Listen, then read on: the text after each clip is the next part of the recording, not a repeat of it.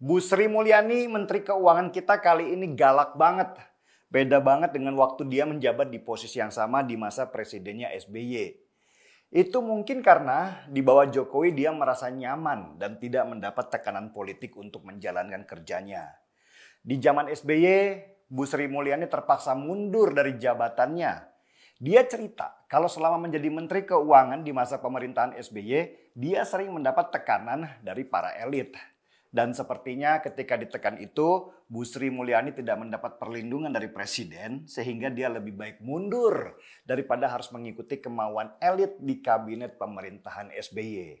Dan menurut Bu Sri Mulyani, mundurnya dia dari kabinet SBY itu sebuah kemenangan karena dia tidak mau kompromi dengan kesalahan. Beda ketika dia jadi Menteri Keuangan di zaman Jokowi ini. Jokowi melindungi dia secara politik sehingga Bu Sri Mulyani lebih aman dalam menjalankan tugasnya yang berat dan bisa dibilang berbahaya itu. Apalagi ketika dia harus menagih hutang-hutang yang dulu dikeluarkan oleh pemerintah untuk menalangi bank-bank Indonesia yang terancam kolaps ketika krisis moneter di tahun 1998. Kasus ini populer dengan nama Bantuan Likuiditas Bank Indonesia atau BLBI. Kenapa berbahaya? Karena mereka yang dulu dipinjami pemerintah itu ada yang sudah kaya raya, bahkan ada yang punya partai segala.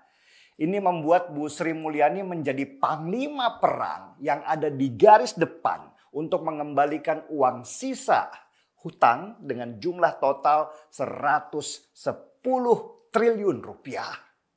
Salah satu yang dihadapi oleh Bu Sri Mulyani adalah Siti Hardianti Rukmana atau kita kenal dengan nama Mbak Tutut, anak mantan presiden yang berkuasa 32 tahun lamanya yang bernama Soeharto.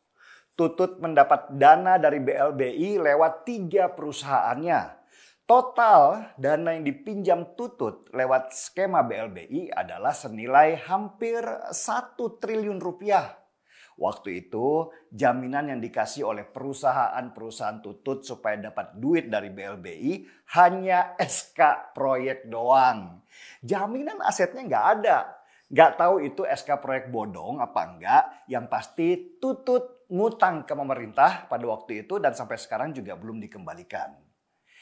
Sebenarnya yang ditagih oleh Bu Sri Mulyani bukan hanya Tutut aja, Tommy Soeharto juga.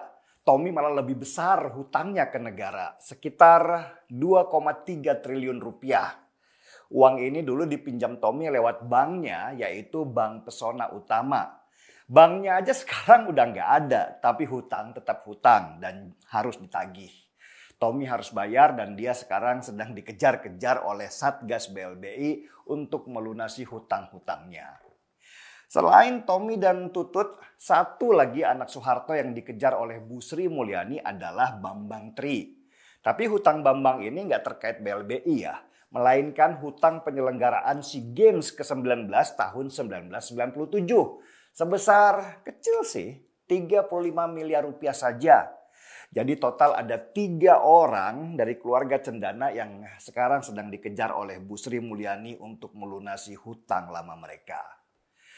Uang BLBI itu sudah dikeluarkan oleh pemerintah dalam bentuk pinjaman untuk menyelamatkan perusahaan-perusahaan dan bank ketika mereka hampir kolaps dihajar dolar yang terbang tinggi banget.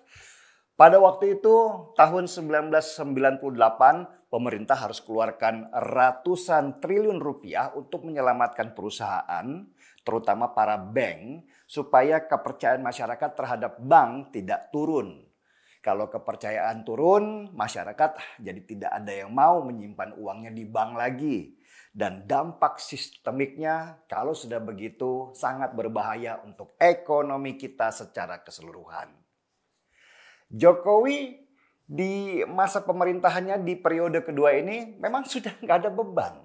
Dia pasti ditekan sana sini oleh elit politik supaya tidak mengutak-atik kasus BLBI. Tapi Jokowi kayaknya sudah nggak peduli. Uang 110 triliun rupiah itu harus kembali ke negara karena sudah 22 tahun lamanya hanya membuat kaya orang-orang yang menerimanya. Dan untuk menagih barang itu dibutuhkan keberanian yang luar biasa. Bisa jadi demo-demo besar yang kemarin bagian dari kesepakatan para elit untuk menjatuhkan Jokowi ketika dia punya niat untuk mengembalikan harta negara itu ke tangan negara kembali. Oke, kalian tahu siapa saja elit-elit penerima dana dari BLBI itu? Pasti kaget.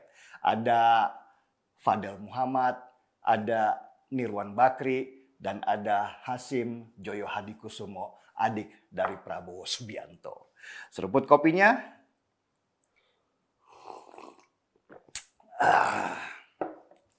Markibong, mari kita bongkar semua. Saya Denny Siregar, kita di acara Timeline.